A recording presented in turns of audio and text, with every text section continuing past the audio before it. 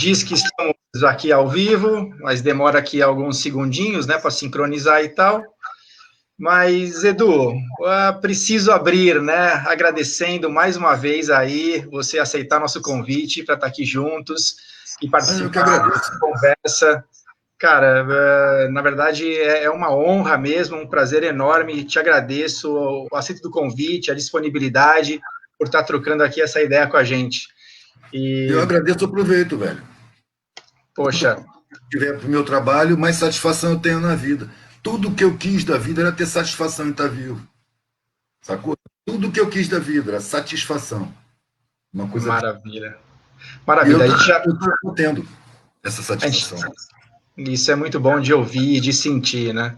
A gente já estava conversando aqui antes de começar, mas Edu, então eu te peço assim, fala um pouquinho como que foi o início, né? Esse despertar, porque eu li aqui um pouco da tua história, né? Você começou a trabalhar cedo, com 14 anos, prestou um concurso, né, no banco, ficou menos de um ano, saiu, foi para o exército, saiu, foi começar direito, enfim, eu sei que muito cedo, mas você consegue hoje lembrar exatamente se alguém te ajudou ou o que aconteceu que você teve esse despertar e esse inquietamento te levou a buscar aí caminhos? Como é que foi isso? Rapaz, não teve, assim, ninguém que me ajudasse, não. Eu, na minha família, só encontrei convencionais, pessoas que têm a mentalidade convencional. Inclusive, as questões a respeito de riqueza, miséria, por que tem tanto pobre, por que a gente tem empregada, por que as empregadas não têm a grana que a gente tem, por que as casas na favela são tão ruins, por que tem pobre? Então, as questões sempre incomodaram. E eu aprendi rapidamente que, de os mais velhos se irritarem, porque minhas perguntas eram insistentes, e eles não tinham resposta, né?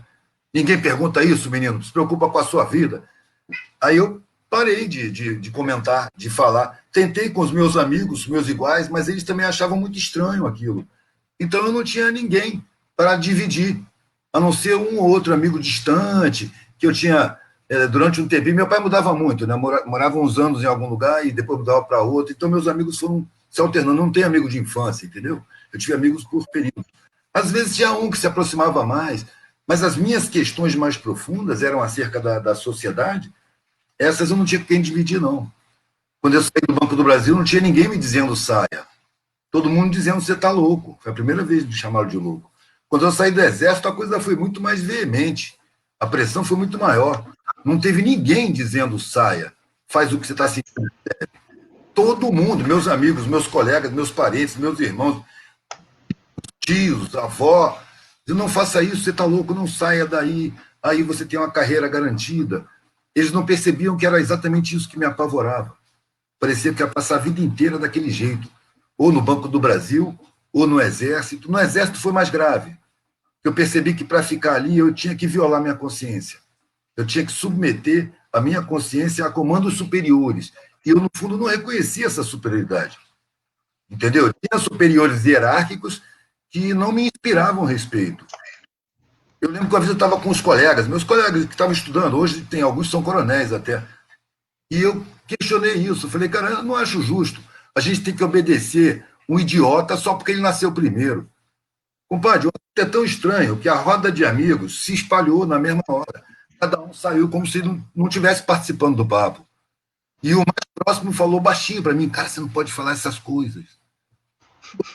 Porque as pessoas tinham medo de tratar. Né? E eu fui percebendo ao longo da vida que isso acontece muito. As pessoas não querem pensar, não querem ter consciência, não querem saber. É mais cômodo você não saber, é mais cômodo você se adequar. Sabe? É uma sociedade que te cobra medo, que te causa insegurança e te oferece proteção. Só que para você ter essa proteção, você tem que se submeter ao modelo de sociedade. Você tem que ignorar as injustiças, você tem que questionar a sua existência, você tem que não procurar as raízes dos problemas de verdade. Você tem que ser, assim, conivente com os crimes que a sociedade comete todos os dias contra a sua população. Uma população que não tem os seus direitos constitucionais respeitados é uma população vítima de crimes constitucionais cometidos pelo Estado contra a própria população. O sistema está montadinho para anestesiar a nossa consciência, né? De Desde diversas sempre. formas. Então, em que momento você falou, meu, eu vou buscar um caminho meu próprio, independente de família, independente do que me dizem? Como é que foi essa quebra de paradigma prática para ti? Foi mais uma fuga do que uma busca, mano. Eu não falei, eu vou procurar um caminho para mim, vou procurar o meu lugar, o meu caminho. Não, não foi assim. Eu falei, eu não vou por aí. Não vejo nada que me sirva aí dentro das convenções. Vou procurar um sentido. Não sei se eu vou encontrar, mas eu não aceito viver sem sentido. Isso aí que me é oferecido não faz sentido. Qual é o sentido da minha vida? Garantir meus privilégios? Eu cresci entre os privilégios, eles não eram novidades para mim, eles me constrangiam, eles me envergonhavam. Da massa mais pobre, eu me sentia, assim, beneficiário da injustiça. Isso me constrangia. Eu não tinha nem com quem falar, porque os meus iguais não queriam saber disso. Eles encaravam com muita naturalidade. O condicionamento na classe que eu nasci é você sentir que os privilégios são um merecimento natural da sua existência. Você merece ter os privilégios que tem. Você não questiona a sociedade. Você não questiona por que tantos não têm acesso nem aos direitos, quanto mais a privilégios. Porque senão você vai se incomodar, velho. É uma característica da minha classe de origem. Os privilégios, ele desenvolve um sentimento natural de superioridade humana. É uma defesa da própria consciência dele. Se ele tem um jardineiro, um motorista, uma faxineira, uma cozinheira, ele não pode sentir igualdade verdadeira, humanamente falando com essas pessoas. Ele precisa de uma superioridade. Porque se ele sentir igualdade, ele vai ficar constrangido com a injustiça. Ele vai se incomodar diante da consciência dele. Então ele precisa estar convencido de que ele detém uma superioridade e um merecimento superiores à maioria das pessoas. E que elas não se esforçaram. Sabe? Elas merecem estar onde estão. Foi Deus que quis assim. Sabe? É uma fatalidade. Você enxerga, nem interessa enxergar os mecanismos que roubam os direitos dessa maioria. Você usufrui de gente que é sabotada, que é roubada nos seus direitos. Porque tinha o direito constitucional de acessar qualquer profissão em qualquer universidade. É um direito constitucional, só não é cumprido. Quando eu percebi isso, lá nos 19 anos, eu comecei a ver o Estado, a organização social, a sociedade como um todo, como organização criminosa. A estrutura hierárquica do Estado, o governo, os poderes, para mim, tudo é máfia, mano. É tudo mafioso. Os ministérios são mafiosos. Não tem uma transação de empresa com o poder público que não seja mafiosa, que não tenha falcatrua, não tenha superfaturamento, não tenha subqualificação. É da nossa cultura social a falcatrua. Você vê isso se espelhar em todas as classes. Na academia, entre os taxistas, até flanelinha forma máfia para dominar a rua. Tirar banqueiro, que aí já incide sobre milhões e milhões de vidas, entendeu? É verdade, mas a gente ainda vai falar também de algumas coisas bacanas que estão acontecendo, né? Algumas pessoas, acho que você é um desses exemplos, está encontrando aí caminhos para não tá nessa, né? Peraí, esse sistema eu não concordo, não posso ser cúmplice disso, vou sim trilhar um caminho próprio. Mas antes disso ainda, você falou que essa coisa de rebaixar nessa luta de classes, né, ou esse empoderamento aí distorcido que houve, né, hoje existe realmente uma classe aí que se beneficia do sistema e uma classe que sofre as consequências. A gente também tem muito isso, um exemplo, né, simples, quando a gente fala também de lixo zero, uma consciência de resíduos, essa coisa de a gente espalhar os nossos resíduos, cada um tem uma lixeirinha particular, né? Tem uma sala de escritório, cada um tem uma lixeirinha particular. O que isso significa, né? Significa que vai ter lá um serviçal que vai recolher os lixinhos de todo mundo. A gente é incapaz de recolher o próprio lixo, né? E levar até um lugar comum. Isso faz com que a gente não tenha consciência nenhuma desse lixo, desses resíduos, desse consumo, porque a gente não vê, a gente não olha para isso, né? Ele está totalmente pulverizado em lixeirinhas, né? Então, uma das coisas para a gente começar um trabalho numa empresa, numa instituição, numa universidade, numa escola, é isso. Peraí, nesse andar vai ter uma estação de resíduos, né? Onde todo mundo vai levar para lá os resíduos. não tem essa mais de lixeirinha particular, não tem mais um serviçal que vai recolher o lixo, e a gente vai começar a olhar para ele, qual que é o volume, a dimensão, o que, que tem mais aí na história, né? Mas, enfim. E, Edu, como é que a arte, a pintura chegou para ti? Como é que você começou a desenvolver isso? Rapaz, antes era brincadeira, né? Era diversão. Inclusive, quando eu pensei em fazer belas artes, esse foi o argumento da família. Profissão. A arte é hobby, é para você fazer nas horas vagas, né? Uma profissão séria. Né? Você é o quê? Você é viado? Você é drogado? Você é vagabundo? Escolhe uma profissão. E nas horas vagas você faz as suas artes lá. Então, a minha visão de arte era uma coisa assim, sem muita, sem engajamento, sem muita profundidade, era uma brincadeira. Até que na minha angústia eu saí viajando e tal, como mendigo, fazendo qualquer coisa, ou não fazendo nada, pedindo. Quando eu comecei a trabalhar, né, torcer arame, fazer macramê, que aí já chegou a primeira criança, eu casei, chegou a primeira criança, eu tinha que trabalhar, trabalhando com brinco, pulseira e colares, eu já estava concluindo, já estava entendendo coisas que eu não entendia antes, e já estava começando a ter necessidade de botar isso no meu trabalho. Eu quero botar o que eu estou pensando no meu trabalho. Aí eu aprendi a gravar em metal, com corrosivo. Comecei a escrever pequenas frases, a encontrar pensamentos de outros pensadores, sabe? A falar com o mundo. E o meu trabalho, ele passou a contactar com pessoas mais reflexivas do que as pessoas que compravam brinquinho, pulseira, colar, macramê. Eram pessoas que eram dadas a uma profundidade mental, que se identificavam com pensamentos e reflexões. Então, meu público melhorou de qualidade. E eu passei a encontrar instrutores, a perceber que a arte era um ótimo veículo de comunicação. E, para mim, diante do que eu vi de artista na academia, eu não tinha muito respeito, não, sabe? Porque é uma coisa que. Um acionismo, uma coisa conceitual, descolada da realidade.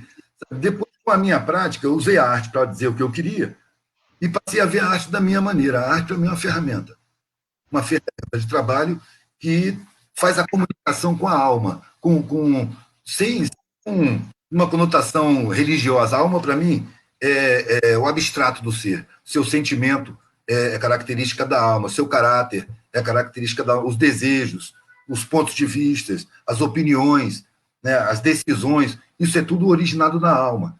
Né, o sentimento em geral, as emoções também, até o racional. A arte é uma ferramenta de comunicação com a alma. O que eu vou fazer com isso?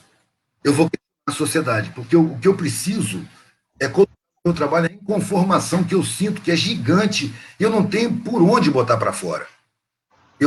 É todo mentiroso, as pessoas estão sendo enganadas. Eu preciso dizer isso para o mundo, para as pessoas. Pelo menos para elas me dizerem que não. Entendeu? Então, foi um veículo de comunicação. Eu não faço arte pela arte. Eu não tenho a mesma visão acadêmica da arte. Eu não me sinto especial como artista. Entendeu? Eu não me sinto acima da média, da maioria. Eu me sinto como um pedreiro que trabalha com a mercadoria de tratar com a alma das pessoas, com o sentimento das pessoas, com a visão de mundo das pessoas. E isso tem uma alta responsabilidade. O sistema social aprisionador, ele sabe disso. E ele transforma a arte em entretenimento, até para esterilizar o potencial criador. A arte, quando ela dialoga com a alma, não quer dizer que ela é um bom diálogo, não. Ela pode libertar, ela pode aprisionar, ela pode ter, ela pode distrair. Eu não gosto da ideia do entretenimento, velho, porque quem precisa se entreter é quem não tem o que fazer. Entendeu? Com certeza. Tem muita coisa para fazer no mundo, não estou interessado em entretenimento, não. Estou interessado numa arte que me instrua, que me sensibilize, sabe? Leite, que me alimente a alma. Não tenho arte para ficar famoso, para ganhar dinheiro. Não é isso, mano. Então, tem algumas profissões que elas só são puras quando elas não têm como objetivo o lucro, a grana. O ensino, a medicina, a arte. São 3 dessas profissões. Então, quando você tem como objetivo o lucro, no ensino você vai economizar no professor, você vai juntar um montão de alunos, você vai abrir mão da qualidade do ensino para poder gerar lucro.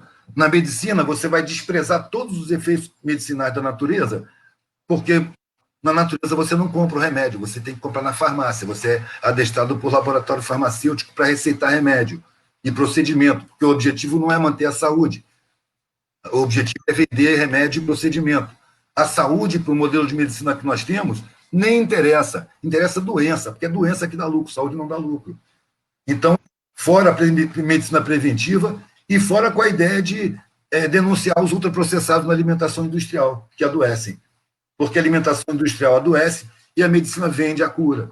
E tudo girando em torno do lucro, coloca o ser humano, a saúde, o equilíbrio, a harmonia social, a harmonia natural, tudo em plano secundário. O lucro está em primeiro plano na nossa sociedade. Por isso que eu falo, nossa sociedade ainda não chegou, não tem o direito de se dizer humano, não chegou no patamar humano ainda. Ela ainda está empresarista. Ela tem humanidade dentro dela, mas a humanidade não está em primeiro plano. Está em plano secundário. E todo o esquema social é montado para impedir o desenvolvimento real da humanidade na direção da harmonia social. E a gente, mesmo os que querem essa harmonia social, condicionados pela própria sociedade, a gente arruma formas de contestação que são planejadas pela sociedade para serem estéreis, impotentes, para sinalizarem que são tentativas e que isso aqui é uma democracia, por isso que se pode falar dessa maneira. Quando na verdade você pode contestar, desde que de forma inútil, impotente, até como para formar o cenário de que isso aqui é uma democracia e que você é livre para falar o que bem entender. É uma mentira, velho. Ah, Edu, você é uma metralhadora maravilhosa. Você tocou em diversos pontos aqui, que eu deixo ver se eu lembro de todos eles, inclusive. Bom, arte questionadora e libertadora, né? Um pleonasmo triplo aqui. Perfeito, também né? Pode ser aprisionadora. A publicidade usa arte de alto nível para aprisionar as necessidades de consumo desnecessários. Sim. Você tocou numa questão da alma, né, e de um sentimento profundo aí, de uma conexão, a gente falava antes, né, de uma conexão. O que Religare traz para você? Que conexão é essa? O que a gente está aqui aprendendo? E, ao mesmo tempo, né, a pandemia, você também trouxe uma outra vertente das mentiras que estão por aí, né? Esse momento da pandemia não é mais uma oportunidade para a gente tomar consciência de que realmente é muita história que está sendo contada aí há muito tempo. Não está na hora de a gente acordar e se deparar com a verdade, né? Tudo bem, ninguém é dono da verdade, cada um vai ter a sua, mas a gente parar de querer mentiras e fantasias, encarar mais fatos, a realidade, o que tem importância de verdade na nossa vida, nossas relações, né? Fazer o que você gosta, o que te dá prazer, o que te completa, essa coisa da humanidade que você traz, né? É verdade, a gente está ainda, ou melhor, né, filosoficamente, a gente está nesse momento de transição do animal para o humano. O humano tem um potencial aí, enfim, elevado. Não estamos nesse momento, esse é um momento até importante da história. 2020 talvez não fique marcado na história, é um momento que foi um tapa que, de repente, mais pessoas acordaram, né, e começaram a caminhar numa direção um pouco diferente. A gente não merece essa oportunidade ou esse otimismo, vamos dizer assim, né, e aproveitar esse momento de forma positiva? Rapaz, eu não sei, na verdade, o que a gente merece, entendeu? E a gente medir pelas ações coletivas no planeta, acho que a gente merece chibata mesmo, entendeu? Esse acorde planetário que já está se iniciando. Agora, eu acredito que a gente chegue num momento de mutação, entendeu? A gente está em mutação permanente desde que o mundo apareceu. Em todos os momentos da humanidade, desde que a humanidade começou a escrever a história e tal, o ser humano sempre se sentiu no momento da mudança. Agora vai mudar. No entanto, os milênios estão passando. Quanto tempo tem uma vida, mano? Tem umas décadas. São milênios e milênios e milênios e milênios de mutação permanente. A gente está no momento da mutação. A gente não está num ponto de chegada. Talvez a gente esteja num ponto de turbulência.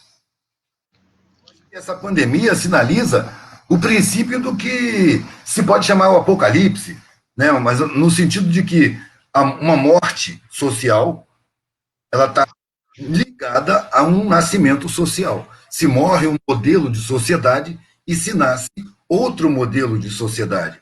E tanto o procedimento do parto quanto o procedimento da morte são procedimentos dolorosos, intensos, não é? Que a humanidade vai passar através de várias gerações, não vai ser um ponto, não é para mim ou para você, sabe? O momento pode envolver muitas gerações. Estamos, vamos dizer, na decadência desse modelo. As coisas estão vindo à tona, as pessoas estão se ligando. É fato que nessa pandemia muita gente pensou e enxergou coisas que não estava enxergando antes. Mas você não pode dizer que isso se aplica à grande maioria das pessoas. É uma parcela das pessoas. Quando eu estava com 19 anos e começando a fazer os brochinhos, eu me senti uma exceção à regra, porque eu questionava radicalmente a sociedade. Radicalmente no sentido de buscar as raízes. E eu via que pouca gente tinha profundidade no pensamento. Então eu tratava com exceções à regra. Eu falei, a humanidade é igual um garimpo. Um tom de cascalho e umas pedras valiosas, raras ali no meio, que são as pessoas mais profundas, mais reflexivas, mais isentas de preconceito, mais humanizadas. Né? Essa ideia que me deu foi um garimpeiro na Amazônia. Ele falou, são 2 toneladas de cascalho para 1 grama de ouro. É igual a humanidade. É 2 toneladas de cascalho para 1 grama de ouro, cara. Mas só a diferença do garimpo mineral para o garimpo humano é que a preciosidade humana contamina e transforma cascalho em pedra rara. Tem um poder de contaminação muito grande. As exceções, elas se tornam referência no seu meio. Os coletivos começam a olhar melhor para essas pessoas, porque elas têm um comportamento diferente, elas emanam um sentimento diferente, elas veem o mundo de uma forma diferente, elas têm um olhar diferente. E isso, o meu trabalho me levou a encontrar exceções à regra e perceber que elas vibram diferente. E como imóvel, passando de cidade em cidade, de estado em estado, de região em região, eu vou vendo que em todos os lugares há exceções à regra.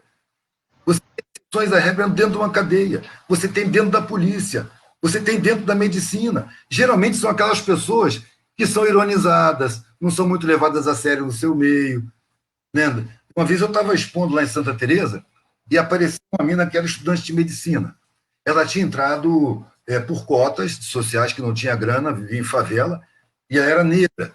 Ela queria fazer medicina de família e sentia um amor muito grande pelos pacientes.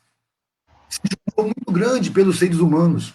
Mas isso era do dom dela desde criança. E quando ela entrou na faculdade de medicina, ela começou a ser debochada, ironizada, humilhada, discriminada pelos demais, passando diante do tratamento indiferente que eles davam aos pacientes, que os estudantes cercam o paciente com o professor fala com os estudantes como se o paciente fosse um objeto sem sentimentos, e depois eles vão embora para outro paciente para falar de outro caso tecnicamente, de uma forma que os pacientes não entendem nada, e ela queria dar uma atenção, pedia desculpa, e aí ela era humilhada, esculachada até pelos professores, e ela chegou em mim lá, porque me viu no YouTube, e foi lá pedir a minha opinião a respeito, me contou que ela estava pensando até em largar a medicina, de tanta maldade que ela via.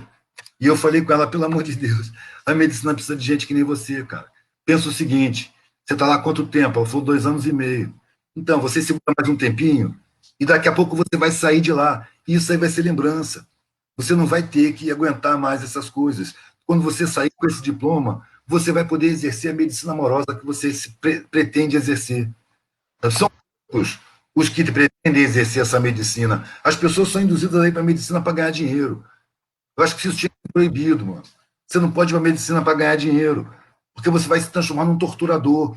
Você não vai tratar de quem mais precisa quando der trabalho. Você quer se livrar do serviço. É por essa mentalidade que acontece, e acontece mesmo, do cara estar terminando o plantão dele e chega um acidentado pobre, um cara que foi atropelado, um motoboy, todo arrebentado em cima de uma maca. O cara olha no relógio, velho, e fala, pô, cara, tá acabando o meu plantão em 5 minutos. Deixa o camarada, já chegou aí, ele vai assumir o plantão e tomar conta dele. Isso é médico aonde, mano? Isso é comum, cara. É uma mentalidade aceita, estimulada, não só na medicina, mas em todos os setores. Sabe? Não, e ela ficou, cara. E anos depois, ela apareceu lá. Falou que era médica de família, que estava muito feliz e queria me agradecer por não ter desistido do curso. Diante de uma figura dessa, é ela que tem que me agradecer? Não, cara, sou eu que tenho que agradecer a ela. Não tem preço. Cara, isso me realiza, sacou? E ainda vem me agradecer as coisas, sacou? Não tem preço, não tem preço. Você falava, né, que são pessoas raras, assim como o ouro está lá num monte de cascalho. Enfim, tem a questão do discernimento, né? Eu acho que é parte aí do nosso aprendizado, do nosso caminho de evolução, a gente discernir, né, entre uma coisa e outra, ou quem que vão ser nossas escolhas de amizades e caminhos aí pela vida. Você também falou do pedreiro, se sente um pedreiro, né? Tem tudo também aí uma filosofia, o pedreiro, aquele que constrói, né? Aquele que está disposto a construir, a edificar, né?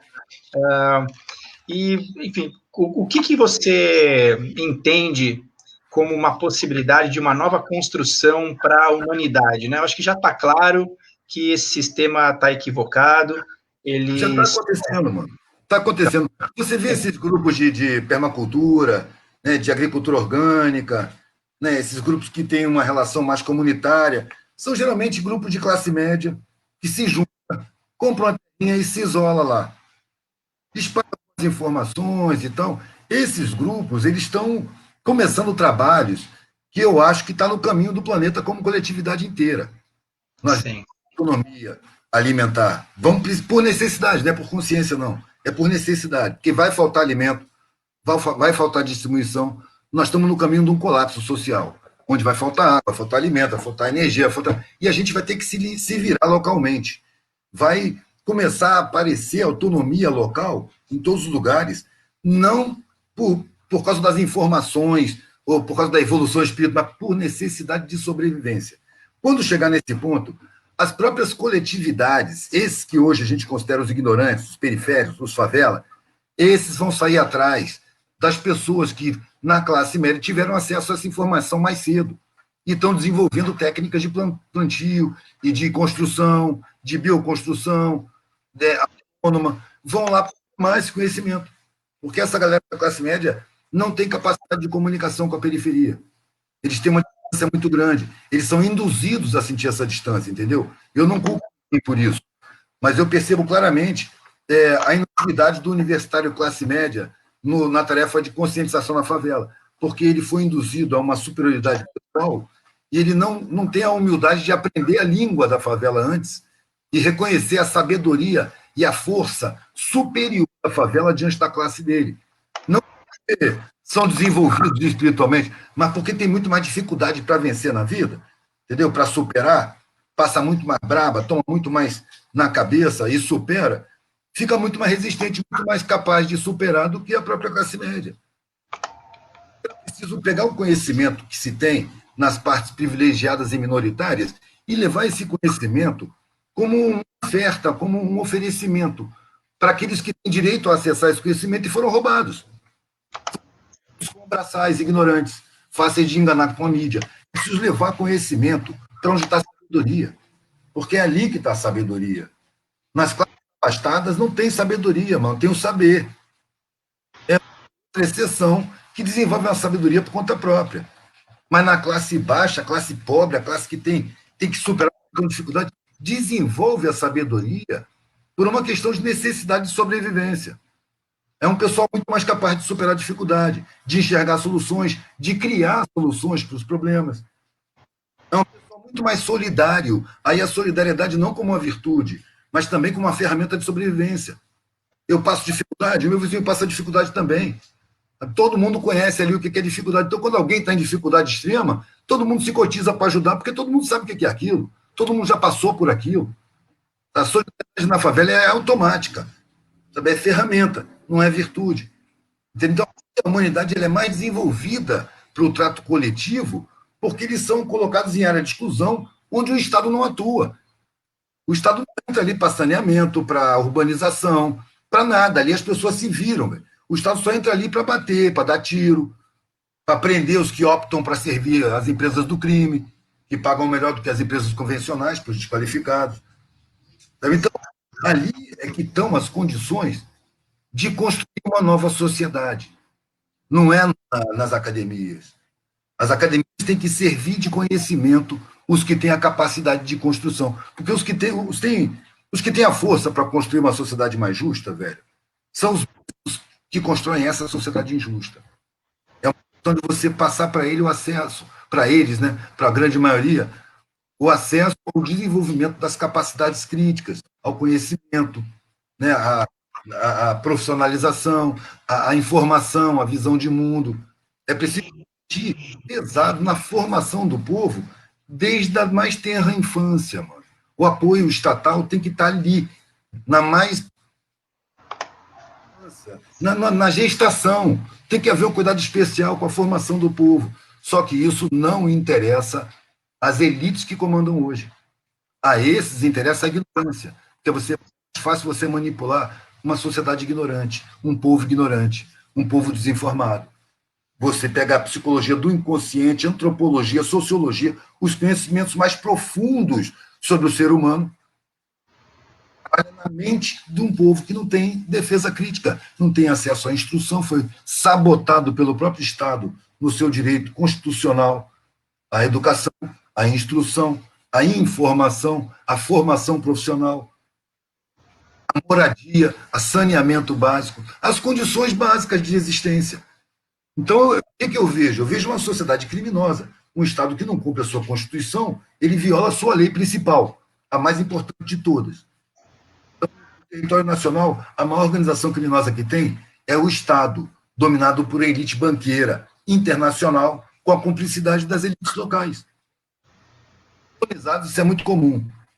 O colonizador, quando ele colonizava por direito, ele chegava com um canhão e dominava mesmo, ele criava uma elite para administrar o lugar. Era uma minoriazinha, muito enriquecida, o dominante chegava para eles e convencia eles de que eles eram melhores do que a população local, criava a mentalidade da elite que está aí até hoje. A elite branca, riquíssima, que despreza o povo e admira o explorador, o saqueador, o colonizador. É a mentalidade colonizada, que está da elite até a ralé, até a periferia. Admira, defende e vota nele, né? Eu quero crer que a gente vai começar a votar diferente agora esse ano. Mas você falou de algo importantíssimo, né? As comunidades aí, as favelas, há muita sabedoria e resiliência aí, né? Fundamental. E você também tocou na permacultura, né? Agroecologia.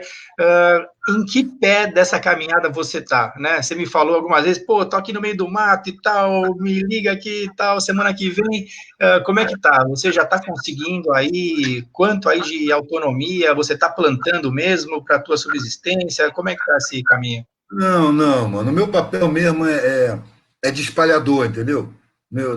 Eu não sou dedicado a nenhum tipo de permacultura ou alternativa. A minha alternativa foi de vida, viver por minha conta. Agora, a minha filha, ela tinha juntado um dinheiro aí, que ela morou nos Estados Unidos, viajou de navio, de turismo, trabalhando. Ela foi juntando uma grana e aí comprou um terreno grande, no meio da montanha, no meio do mato, que é uma floresta, não foi desmatado, entendeu? Está lá. E o dinheiro acabou. E ela não construiu nada. E está lá largada a terra, nem cerca tem. E há muito tempo tinha falado comigo para eu construir uma casa lá, pelo menos para aparecer gente de vez em quando, para ela não perder a terra. E aí eu fui deixando para lá, fui deixando para lá. Agora, com a pandemia, eu me lembrei. Falei, cara, de repente eu vou fazer uma toca lá. Eu tô num momento especialmente reflexivo, velho, porque com 19 anos, quando eu larguei a faculdade e peguei a estrada, eu passei a viver de um jeito que eu achava que não passava dos 30 anos de idade. Eu estava na periferia, eu não tinha mais proteção social nenhuma, né? Porque até então eu estava numa família, filha de um coronel, né? Eu era filho de um coronel, eu mesmo tinha sido militar, né? Umas blitz da PM, quando via meus documentos, já passava a me tratar com o maior respeito, sabe como era? E se eu tomava um tombo de bicicleta, já tinha um hospital particular para me receber. Então eu tinha uma vida muito garantida, muito fácil, muito segura, materialmente falando. De repente eu me expus ao risco completo. Eu pulei para fora da gaiola, acabou o veterino, acabou a comidinha, acabou o alpiste, acabou a bananinha, acabou a aguinha trocada, acabou o tratador, entendeu? Estava exposto ao gavião, estava exposto à coruja, estava exposto aos predadores. Estava no mundo, porque ter a liberdade de voar, eu tive que abrir mão de toda a segurança. E aí eu vi acontecer coisa à minha volta que eu tinha certeza que uma hora pegava em mim. Um cara tomou um tiro do meu lado. No meio de uma briga, eu e um camarada tentando fugir, os dois hippies que estavam sendo acusados de um roubo que a gente nem sabia o que era, garrafada voando, pegaram o cara que estava comigo, cortaram ele em retalhos e eu consegui pular pela janela e fugir. O cara ficou internado quase um mês lá para ser costurado todo, para depois descobrir que não era nada. E a polícia atirou também na minha direção. Quer dizer, eu vi as coisas acontecerem e falei, pô, eu não vou passar dos 30 anos. Apesar disso, que isso não estou querendo plantar um terror assim, minha vida virou um terror, não.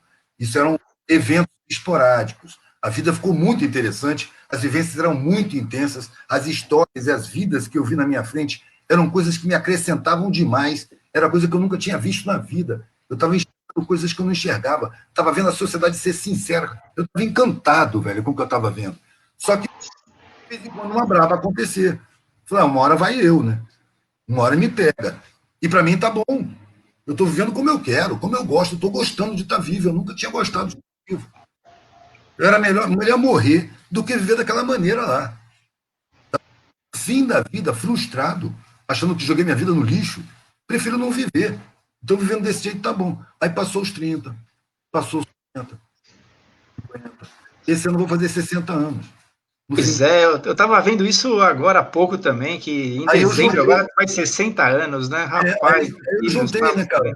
Nessa coincidência de ter essa terra disponível, eu fui lá e comecei a abrir uma trilha por dentro da floresta, por um lugar que eu escolhi de fazer uma casa lá. Enquanto eu batia o enxadão, porque é muito inclinado, você tem que cortar o morro assim para fazer o caminho. Eu percebi que eu estava refletindo. Estava um branco na minha cabeça, mas eu senti alguma coisa no inconsciente, minha vida está se acomodando. E começou a aparecer a ideia de eu rememorar, desde os meus ancestrais, toda a minha vida, desde a infância, minhas questões, meu trato com o mundo, meu trato com os mais velhos, a chegada na escola, o desenvolvimento, a vida militar, sabe, no colégio militar primeiro, depois em colégios religiosos, aí no exército, no Banco do Brasil, na faculdade e depois no mundo. As minhas relações com o mundo. Relatar isso tudo, pormenorizadamente, em detalhes. A minha intuição me diz que eu vou fazer uma toca, não para me enfurnar lá e me isolar do mundo, entendeu? Que eu me sentiria um desertor. Meu trabalho precisa continuar sendo feito. Meus papéis precisam continuar sendo emoldurados e colocados nas paredes, causando reflexão. Minhas Por camisas favor. fazendo, é uma necessidade que eu tenho. Mas lá vou ter momentos de isolamento onde eu vou me aprofundar em mim mesmo, na minha vida, para colocar no papel tudo que foi acontecendo. Porque eu acho que isso um dia, sendo publicado, vai ser útil para o coletivo. E eu passei dos 30, dos 40, dos 60, mas não posso ficar contando que eu vou durar muito tempo, não. Eu fiz muita barbaridade. Então eu tenho que fazer logo esse trabalho para não morrer antes da hora, entendeu? Sem ter terminado. Então eu preciso ter esse trabalho. E eu acho que tudo se encaminha para isso. Na minha espiritualidade, velho, eu coloco duas entidades, uma masculina e uma feminina, eu chamo de acaso e coincidência. Pretenciosa. Só que você percebe que a gente é muito pretencioso, né? A gente vê uma coisa acontecer e não percebe o porquê, então fala que não tem. Se eu não estou vendo porquê, porque não tem porquê, é sem causa. Acaso. E não tem, Pois é. não tem Eu acaso. gosto daquela ideia que o acaso é uma lógica, né? É uma regra. Me falha aqui a palavra exata, mas é como se fosse uma regra não reconhecida, né? E a gente chama de acaso, porque a gente não entende, não reconhece aquilo, a gente chama de acaso, né? O E você acaso tem brinca motivos com o que a gente acaso não e a conhece. consciência. O Assim como acaso você tem. brinca com absorver e observar e absorver, né? Você brinca Sim, com acaso e sim. a coincidência. Muito bom. Muitas vezes o acaso tem motivos que a gente não percebe. É só a gente puxar pela memória, velho, e ver quantos acasos foram importantíssimos na vida da gente, quantas coincidências. Quando era mais moleque, com 19 anos, vendendo brinquinho, dizendo que eu tenho duas divindades, o acaso e a coincidência. Os dois funcionam na minha vida, o acaso e a coincidência. São armações espirituais que a gente não percebe, quando vê acontece. Parece que foi coincidência, mas não é coincidência. Pois é. E nessa tua reflexão, também não te parece claro de que cada etapazinha da nossa vida, né, essa experiência no banco, no exército, na carreira militar, como na faculdade de Direito, nas ruas, cada etapa dessa não ensina alguma coisa, não acrescenta, que em algum momento você olha para trás, olha, eu sou o resultado de tudo isso, né? Ou cada etapazinha acrescentou, trouxe alguma visão, algum conhecimento, alguma preparação para eu conseguir agora transmitir essa mensagem? Sim, cada etapa prepara para a etapa seguinte. Eu entrei para o exército, velho, foi antes de eu pegar a estrada. Na estrada eu precisei de tudo que eu aprendi no exército.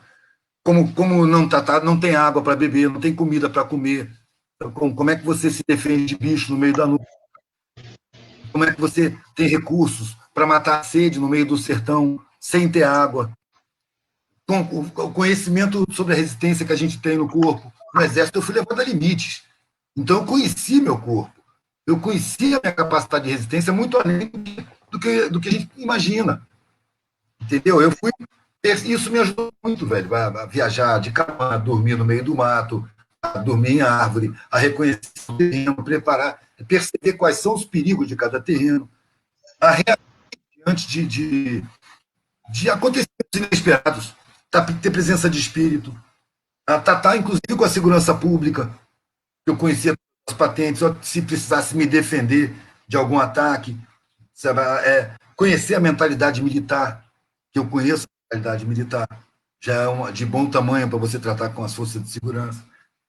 Cada etapa preparou para a etapa seguinte, velho.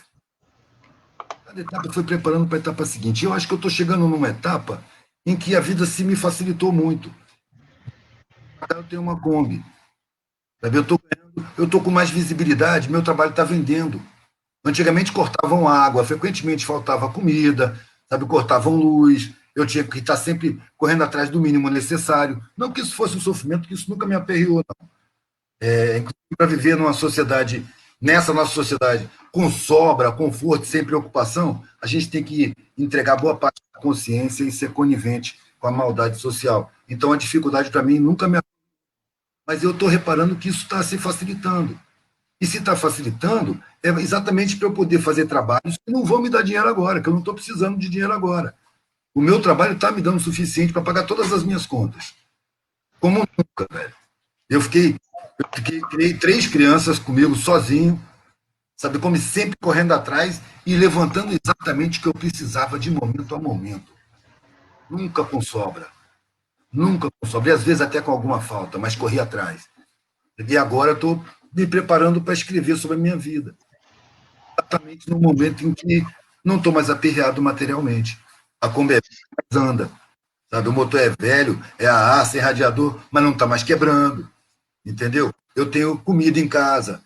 Eu tenho grana para comprar mais comida. Eu posso trabalhar, me dedicar ao meu trabalho inteiramente, sem ter que ir para a rua arrumar dinheiro. Já estou conseguindo vender pela internet. Já fiz rifa. Então, materialmente, eu já passei pelas dificuldades que eu tinha que passar. Eu acho que eu teria até vergonha de ter acesso.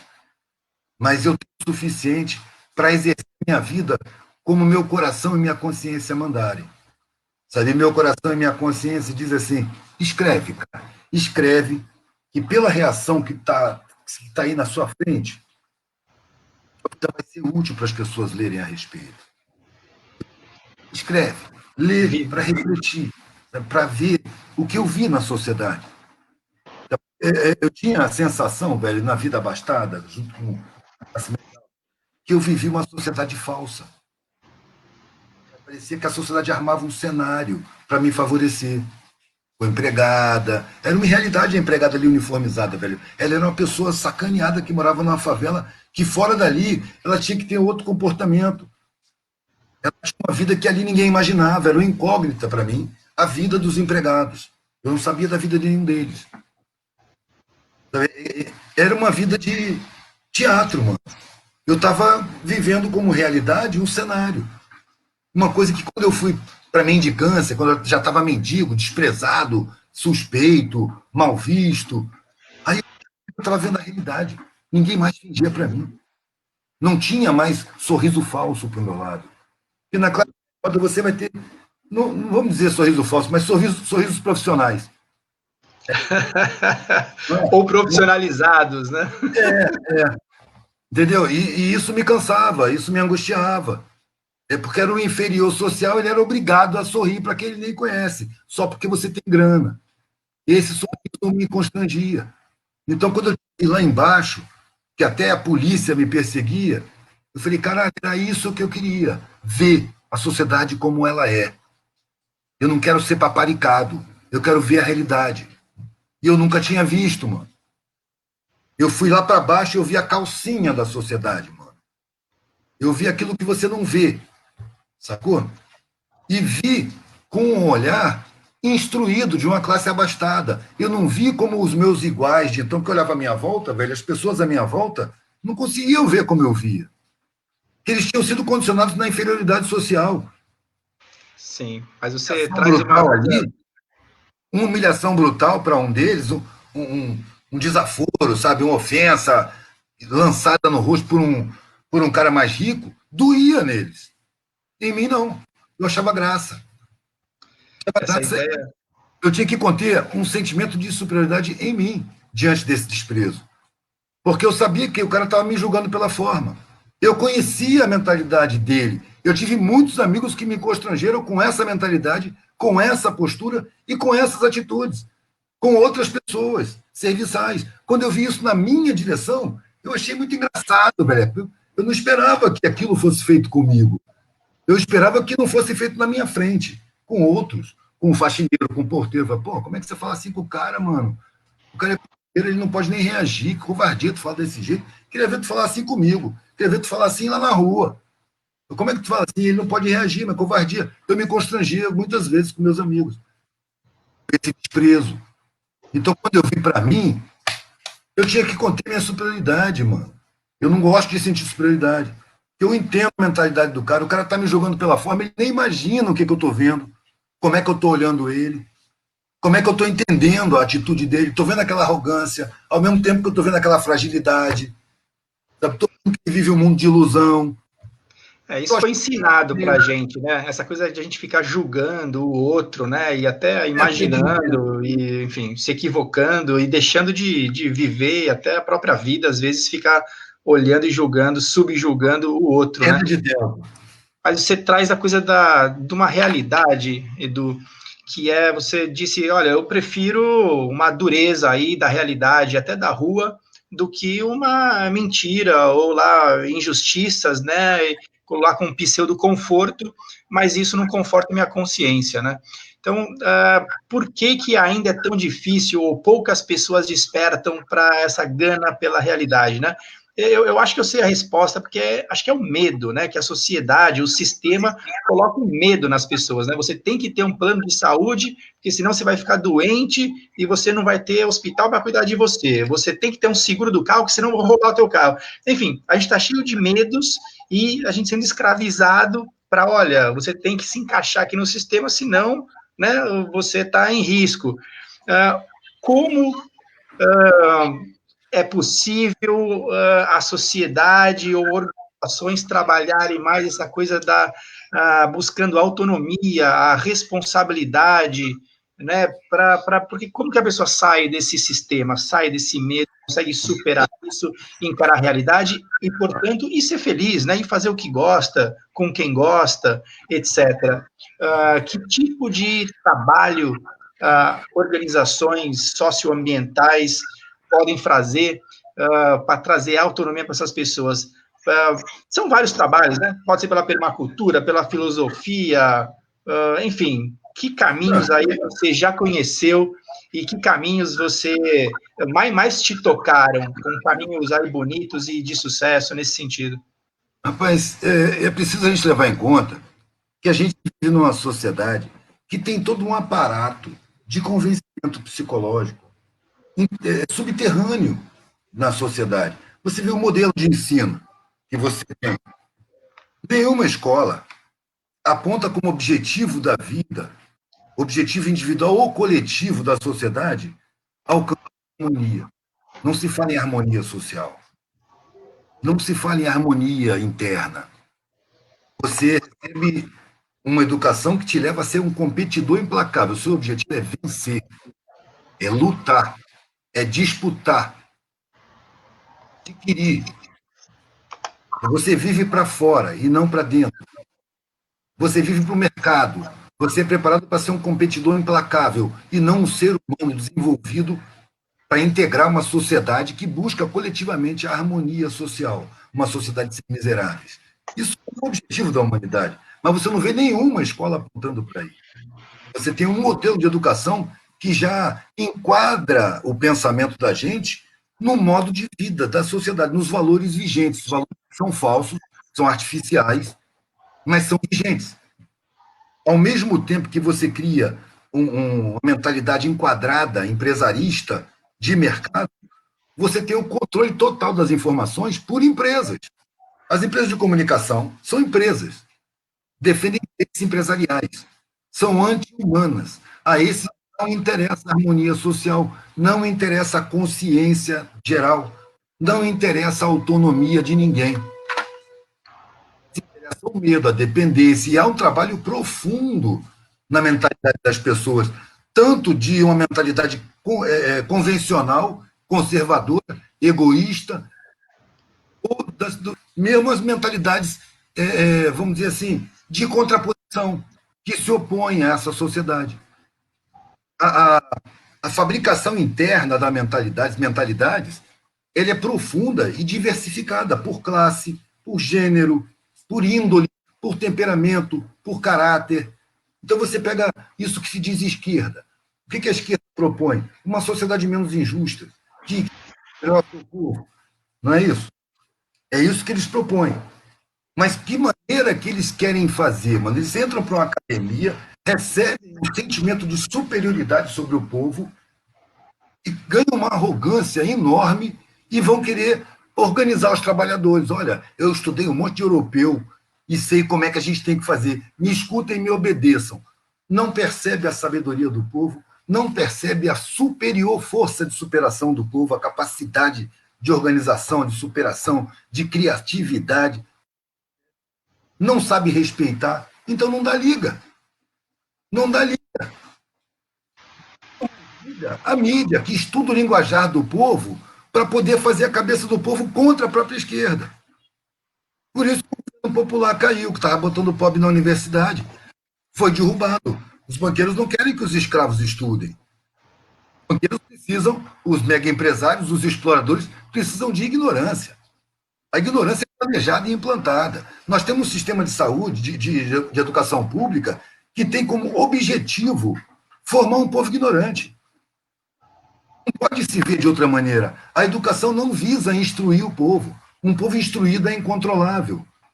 Nós temos uma sociedade que controla o povo em todos os seus patamares. Controla a classe alta, as classes médias, que não tem só uma classe média, são várias classes médias, e as classes baixas também. Se você entrar numa favela, você vê que lá tem uma estratificação. Tem desde o rico favelado até o pobre favelado. Uma pergunta aqui a queima-roupa. A gente já comentou que a gente está num momento de transição, né? Mas essa transição, você acha que vai ter que correr sangue, vai ter que ter uma guerra civil? Ou você acha que vai ser possível a gente fazer uma transição aí por uma consciência, por começar a mudar aí os negócios? A gente está despertando para uma economia mais sustentável que inclui o social e o ambiental? Ou a coisa vai ter que ter uma quebradeira, porque quem está aí no poder, quem está com a teta na boca, não vai largar de jeito nenhum? Bom, vamos começar do fim para o começo. O poder, para mim, não são os cargos públicos. Os cargos públicos são o poder das marionetes, que obedecem ao poder subterrâneo, ao poder dos bastidores, que é o mercado econômico-financeiro. São o punhado de podre de ricos, são parasitas sociais, dominam o Estado. Agora, nós já estamos em guerra civil. A classe média, a classe alta, procura não tomar conhecimento disso. Mas a grande maioria, que estão nas periferias, vive em meio à guerra o tempo todo, velho. Há mais de 20 anos que eu...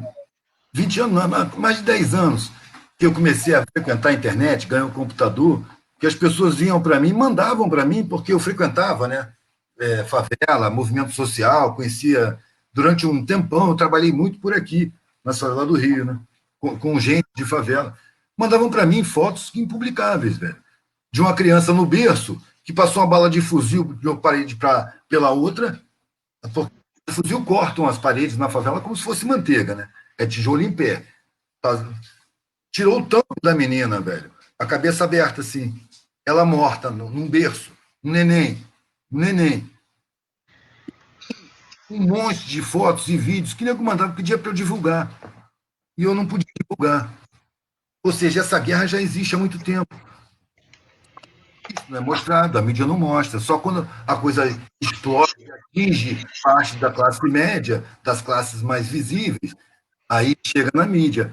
Mas na favela isso é direto, nas periferias isso é constante, é permanente.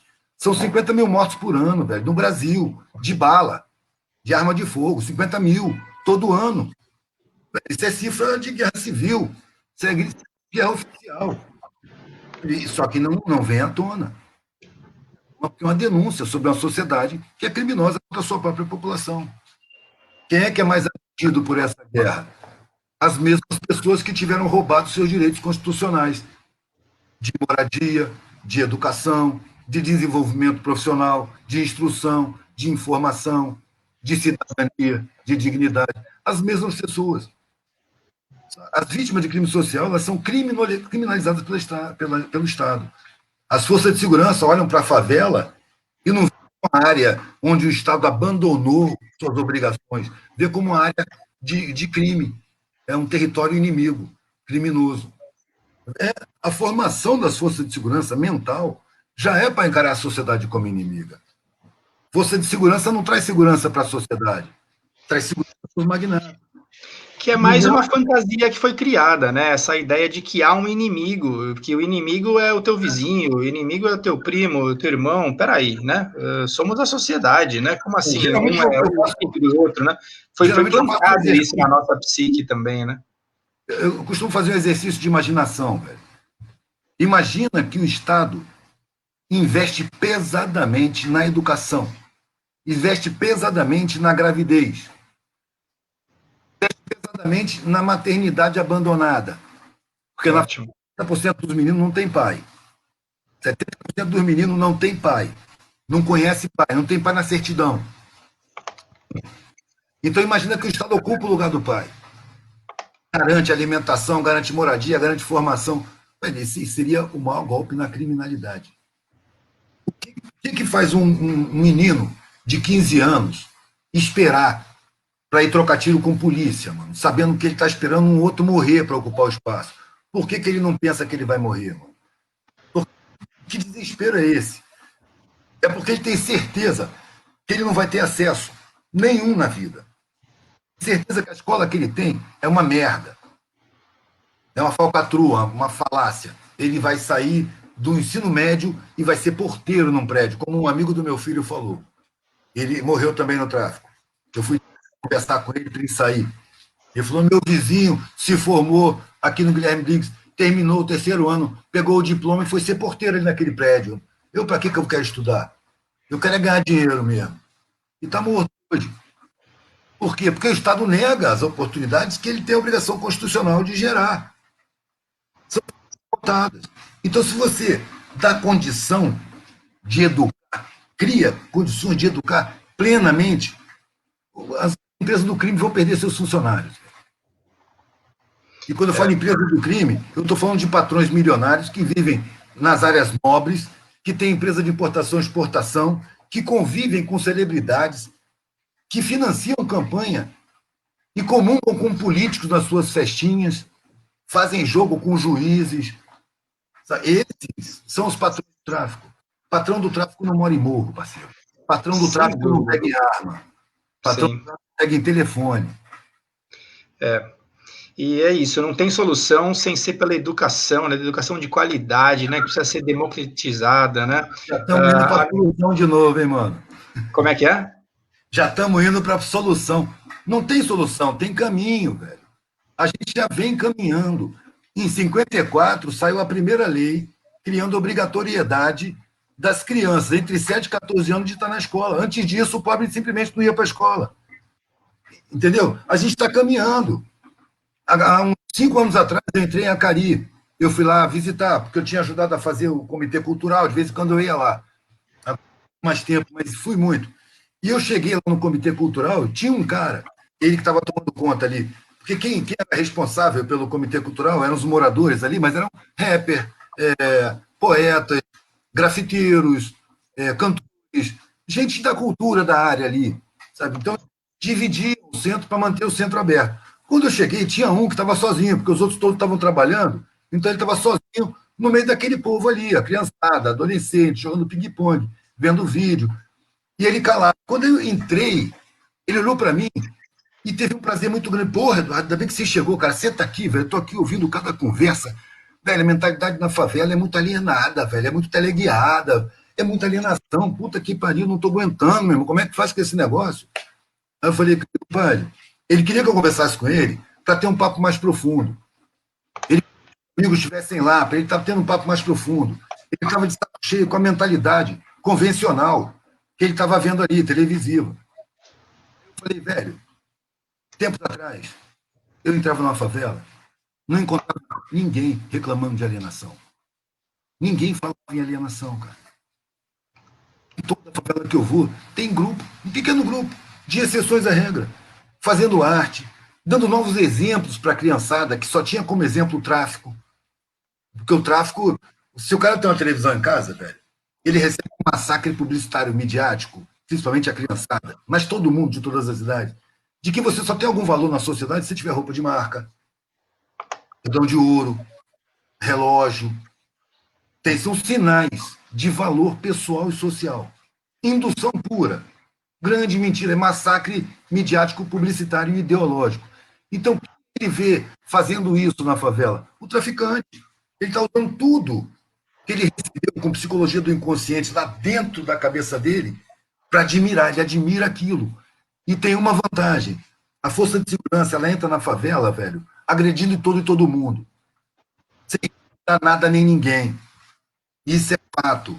Então as pessoas, os meninos, as crianças, morrem de medo da polícia. O traficante, além dele expor um monte de valores sociais incutidos pela publicidade, ele ainda troca tiro com o agressor. Dói da criançada. Agora, tem essa galera nova que está fazendo rap, grafite, poesia, dança, que já está servindo de exemplos diferentes para a rapaziada, que está tendo trabalhos que não matam. É o pessoal que está inconformado com a alienação, que está trazendo mais gente inconformada com a alienação, gente que está conseguindo desenvolver autoestima, exceções ainda, mas autoestima. Então o processo está caminhando. Entendeu? A mutação está em processo. Isso não vai começar, isso já começou, a gente nem sabe aonde, mano. Se perde na noite dos tempos. E nós não vamos chegar em lugar nenhum. Se chegar em algum lugar, ali vai ser um ponto de partida para seguir adiante. A gente não sabe onde termina essa caminhada. Então não tem saída nem solução. O que tem saída é da dimensão. A morte é uma saída. Não tem saída para a sociedade, existe desenvolvimento, a gente vai tomando consciência. A gente não precisa conhecer a verdade para detectar as mentiras e deixar de se enganar. Eu não sei qual é a verdade, mas eu estou vendo que é tudo mentira. Não é por eu não saber a verdade que eu tenho que acreditar nas mentiras. Cada vez mais que a sociedade me engana. Então, eu não sabia para onde é que eu ia, mas eu sabia que eu não ia para onde me apontavam. Quando estavam viradas todas as setas, eu falei, não vou por aí. Nem sei onde eu vou, mas não vou por aí, porque eu já vi que é mentira. Uma frase que eu ouvi de um milionário, um empresário de exportação lá do Espírito Santo, uma frase que resumiu um papo que ele teve assim, eu não sei quanto tempo foi aquilo, mas eu saí dali em transe. Ele falou, a sensação que eu tenho é que mentiram para mim lá no começo da minha vida. E eu passei a vida inteira correndo atrás dessa mentira.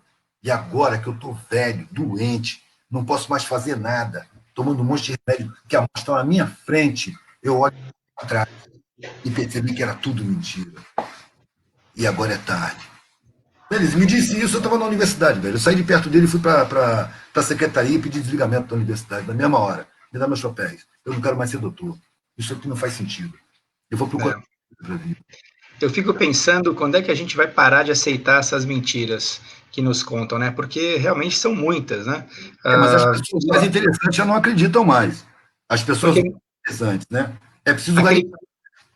aquele conflito que acho que todo adolescente tem, né, com pai e mãe, por exemplo, começa porque em algum momento você percebe que aquele discurso, né, idealizado de pai e mãe, você percebe, peraí, esse meu herói, essa minha heroína, às vezes fala coisas para mim que não faz, né? Então, quer que eu faça uma coisa que ele próprio não faz e tal.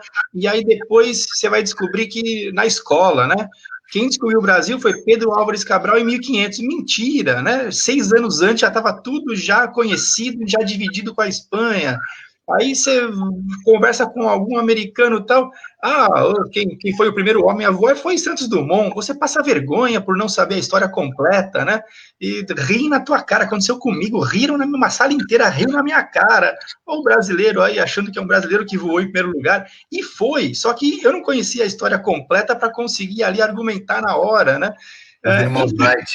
É um monte de mentira ou meias verdades e aí na brincadeira, né? Pô, até a cerveja que a gente toma é de mentira, né? Que tem lá milho e soja, porra, não tem cevada 100% ali no negócio.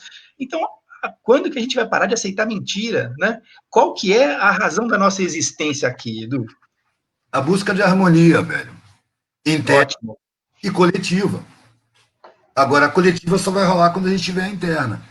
E quando eu tinha 19 anos, que era que eu larguei a faculdade, uma das coisas que eu pensei é que eu não tinha condição de mudar o mundo. Aqueles universitários lá, eu tinha saído do exército, depois entrei na universidade. Então, os universitários que queriam mudar o mundo eram ridículos para mim. Eram uns bunda mole que viviam na casa da mamãe e do papai e que não aguentavam uma caminhada comigo pelo meio do mato. Eu falei, ninguém vai mudar o mundo. Primeiro, a minha tendência foi dizer que achar que não mudava. Mas a mutação é tão evidente com esse ponto, não vai mudar. Eu não posso mudar o mundo, não tenho o poder de mudar a sociedade, mas eu tenho o poder de mudar a minha vida. Minha vida, dentro desse coletivo humano, a única área que eu tenho total poder de controle, decisão e mando é a minha própria individualidade. A minha individualidade faz parte do coletivo. Então, eu mudar a minha individualidade, que é onde eu posso, é a minha forma de mudar o coletivo. E aí o coletivo mudou para mim. A vibração mudou a frequência, mudou a minha frequência e, obviamente, mudaram minhas sintonias. Faz sintonia de frequência a vida inteira, sem perceber.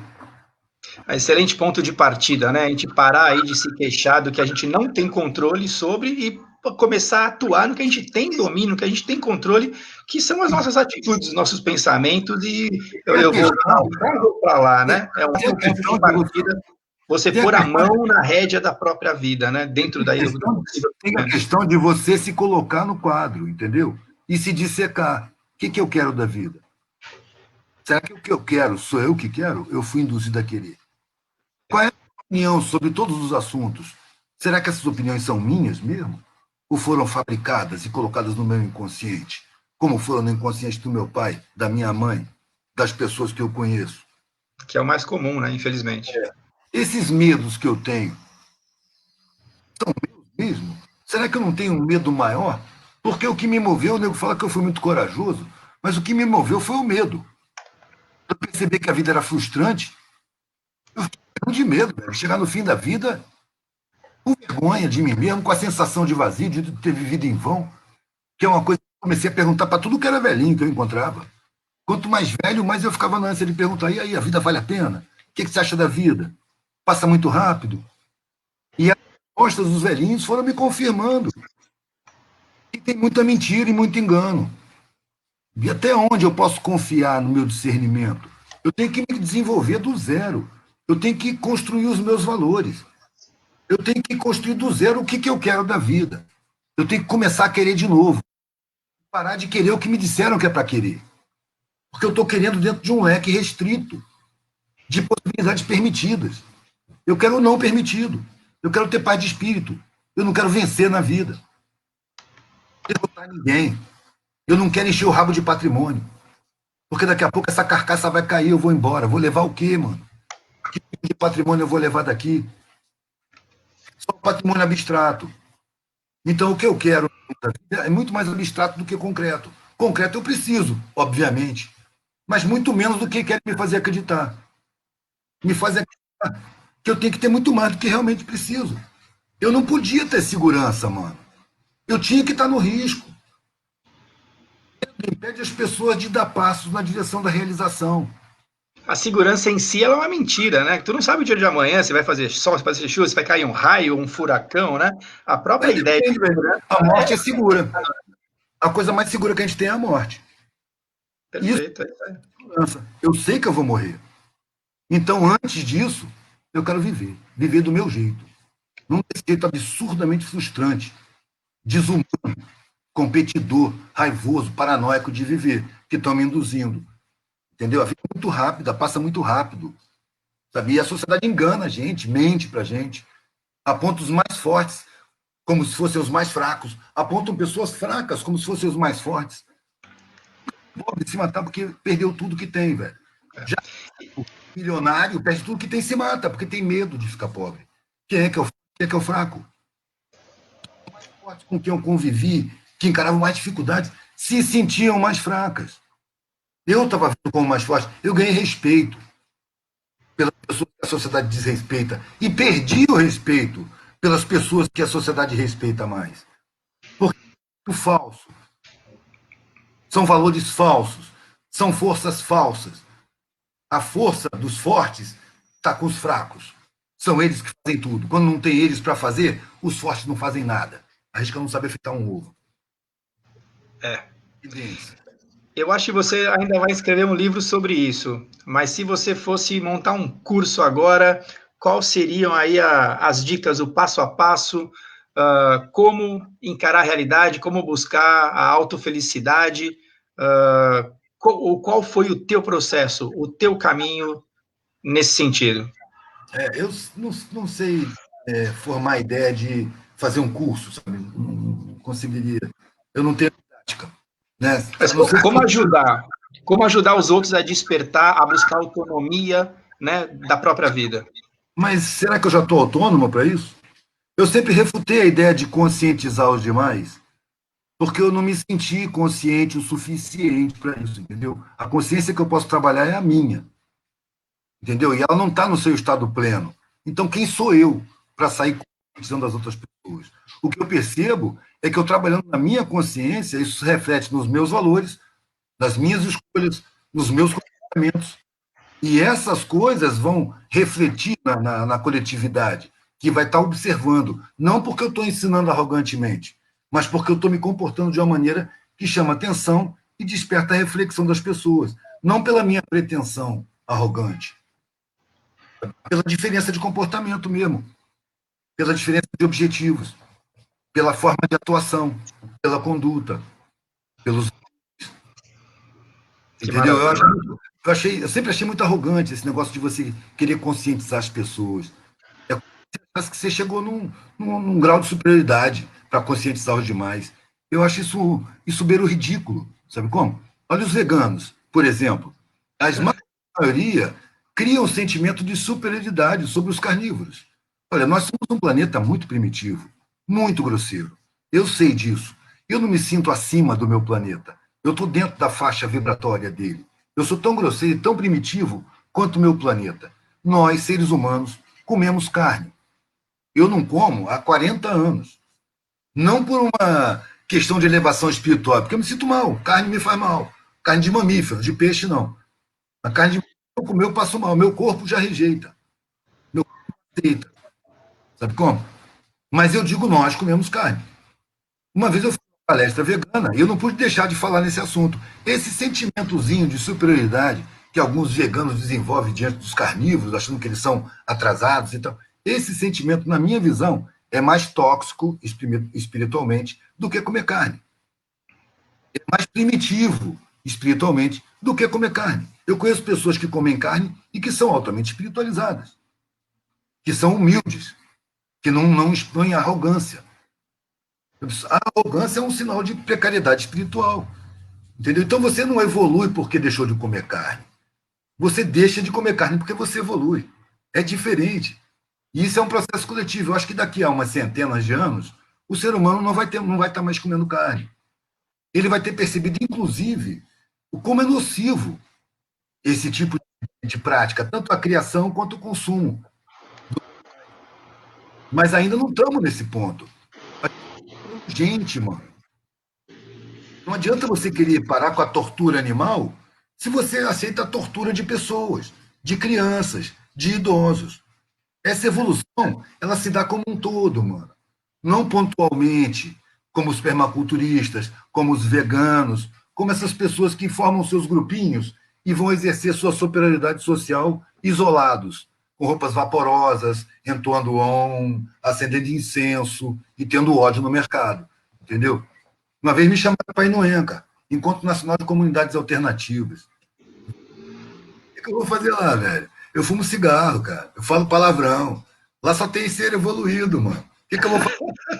Não tem a menor utilidade lá, eu vou atrapalhar os caras. Deixa eles na superioridade deles lá, velho. Gente mais pura, mais evoluída, sabe, com a vibração mais acima. Vai. Eu tô tratando aqui no alicerce, sabe? Bebendo, fumando, vivendo, mano. Dentro do meu nível, sem aceitar superioridade nenhuma. 30 anos da vida sendo desprezado, mano. E com firmeza de propósito, sem nunca me sentir humilhado. Aí chegou a internet. Me filmaram na calçada. Eu não chamei nenhuma câmera para me filmar. Me filmaram, eu estava falando dos meus assuntos, que eu falo sempre. Está no meu trabalho. É o trabalho que eu escolhi, que eu gosto de fazer. E começou a ir para a internet. E aí começou, veio outra câmera, e outra câmera, e outra câmera, e nego me elogiando. Eu falei, ué, mas sempre desprezaram, cara, agora estão me idolatrando. Então eu passei de uma situação onde as pessoas me olhavam muito menor do que eu sou, e passei para uma situação onde as pessoas me olham muito maior do que eu sou.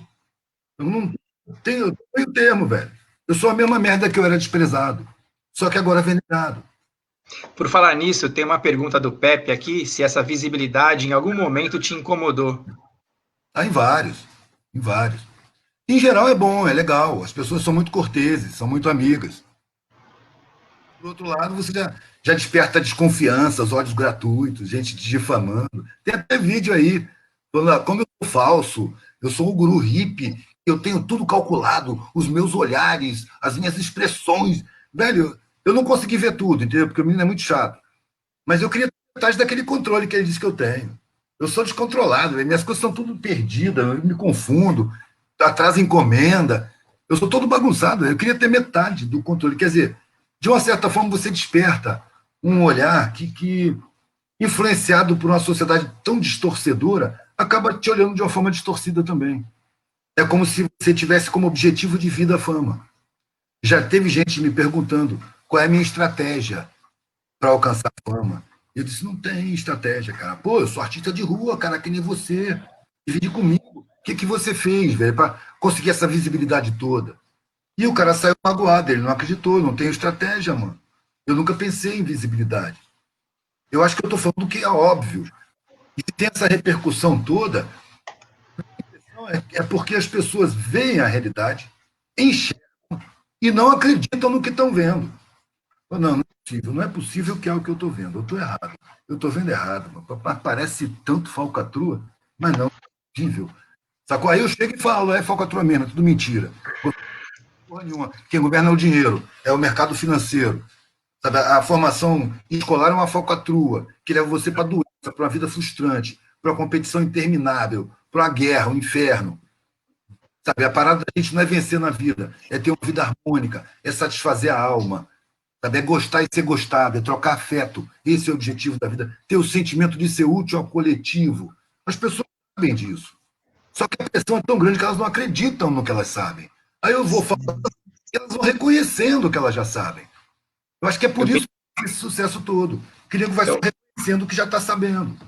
Eu acho que a gente foi doutrinado durante tanto tempo, né, em aceitar historinhas, mentirinhas, que quando a gente ouve assim ou percebe a verdade, a gente desconfia, né? Acho que tem esse sentido. Mas é perfeito, né? A coisa da educação que você falou de tentar conscientizar os outros, às vezes pode a gente até ter uma boa vontade, mas, enfim, a tua mensagem acho que é muito importante. Não queira modificar ninguém, né? Dê o seu melhor, busque aí sua autoinstrução, a sua verdade, e se você for bem-sucedido, você acaba servindo de exemplo aí para quem está próximo, né? Não se preocupe com os outros, né? Dê o seu melhor e siga aí o seu melhor caminho, é isso? Eu prefiro não usar o verbo no imperativo, nem afirmativo e nem negativo, entendeu? Tá. Faça, não faça, eu prefiro não usar essas palavras, entendeu? Se você quer se dedicar a ensinar e conscientizar as pessoas, eu acho que você é livre para isso. Na minha opinião, você vai estar perdendo a oportunidade de se conscientizar você mesmo. Porque eu acho impossível você conscientizar as pessoas se as pessoas não quiserem ter consciência. Para quem não quer aprender, velho, não adianta querer ensinar, entendeu? Sim. Quem vem a mim e faz uma pergunta, eu me sinto na obrigação de responder para instrução ou minha opinião. Agora, sem ser pedido, é um ato de arrogância eu chegar para dizer, entendeu? Eu vou Perfeito. ensinar para vocês. Isso é o que os universitários fazem. Eles vivem na favela para aprender, mano, e não para ensinar. Quando eu peguei a estrada e comecei a conviver com a mendicância, com os desdentados, com os analfabetos, eu tinha a ilusão de ensinar. E começava a tentar ensinar, mas eu fui percebendo que eu não falava a língua local. Eu estava assim, ensinando, mas eu estava na minha classe, estava conversando com um faxineiro, eu via que os caras escutavam. Uma coisa que me escapava ali, eu sentia, né? Mas me escutavam. Quando eu estava na mendicância, eu já não era mais visto como um cara da classe superior. Então, quando eu começava a falar do mesmo jeito que eu falava com o faxineiro, eu via que o outro mendigo olhava para mim dando risada. E que língua é essa que você está falando? Você é algum professor? Estou entendendo o que você está falando aí, não. Como assim? Eu me sentia ridículo. E comecei a entender, por isso que os faxineiros, os porteiros, as cozinheiras me ouviam, não respondiam nada e davam um jeito depois de tratar da vida. Quando eu estava sendo benevolente, ensinando, passando instruções sobre a sociedade, mostrando como é injusto e como eles são roubados. Eles estavam me ouvindo porque era de uma classe superior, mano. Quando o burguês instruído universitário está falando, ele não quer passar por burro, então ele não pergunta nada. Mesmo entenda. Você, o cara reclamando do pedreiro, por exemplo. Cara, eu expliquei para ele certinho como é que eu tinha que fazer e ele fez errado. Você percebeu se você falou a língua do cara? Você percebeu se ele entendeu o que você disse? Ele, na escola dele, é o contrário da sua escola. Na minha escola, velho, a dúvida era cobrada. Na escola pública, a dúvida é inibida. Quando você pergunta, debocha da sua cara. É burro. Então você não pergunta, para não dar trabalho. O professor ali não é vocacionado. Ele quer dar hora dele ir embora, porque ele não tem um campo bom para ensinar. Sacou? Não tem verdadeira intenção em instruir o mais pobre. É outra língua, é preciso aprender a falar essa língua. E nessa ocasião em que o cara debochou da minha língua, eu percebi na hora, assim, pô, eu tenho duas orelhas, cara. É Muito um bom. recado da natureza, é para ouvir mais do que falar. Muito bom. E para além disso, né, de ter que falar a mesma língua, enfim, até me perdi aqui no pensamento, de que o professor, no caso, né, quando está ali concentrado no ensinar, isso realmente demonstra aí uma ignorância e um equívoco, né, quando deveria estar concentrado Estimulando no o aprendizado. aprender. Exatamente, Estimular devia o ter o foco aprendizado. nas pessoas, no Não é aprendizado, e ensinar. não eu aqui Despertar o ensinar interesse. alguma coisa, né? Despertar o interesse, mano. Exatamente. Exatamente. Isso já falava Paulo Freire, né? É preciso Sim. bater o foco da aula no interesse do educando. Sim. E os jovens também, né? A partir do momento que tiver uma possibilidade de desenvolver um interesse aí genuíno, seja no esporte, na arte, na cultura, nessas diversas expressões, poxa, eu acho que a gente dá uma possibilidade do encaminhamento muito melhor do que a gente tem dado hoje, né? Enfim, tem exemplos aí adoidados sobre isso. Edu, o que você gostaria de falar, de passar uma mensagem final? Estamos caminhando aqui para o final. Quem quiser fazer alguma pergunta, faça agora o Cálice para Sempre. A Cris fez uma provocação aqui sensacional. Já disseram que o Edu é um infiltrado de partido político. Que história é essa? Só pode ser zoeira, né, Edu? Não sei nem o que responder, parceiro. Para mim, política partidária nem política é. É fato. É jogo de interesses, entendeu? É cochicho, falsidade. Não representa além de interesses de grupo. A política, para mim, ela é a preocupação, é o zelo, é o trabalho em busca da harmonia social.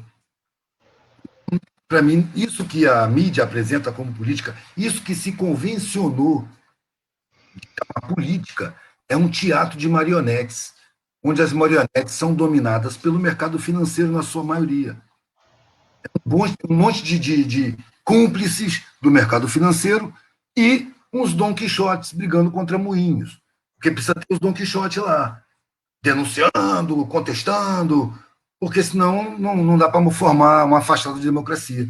São essas funcionárias que, pensando em se contrapor ao modelo de sociedade, acabam colaborando com esse modelo de sociedade, porque legitima, torna verdadeira uma democracia que não é, uma democracia falsa. Você não tem condição de montar uma democracia com instituições democráticas e tudo, se você não tem um povo bem nutrido, bem instruído, bem informado, com autoestima, com poder de decisão, com senso crítico, com capacidade de comunicação, para poder decidir o que fazer coletivamente. Isso é uma democracia.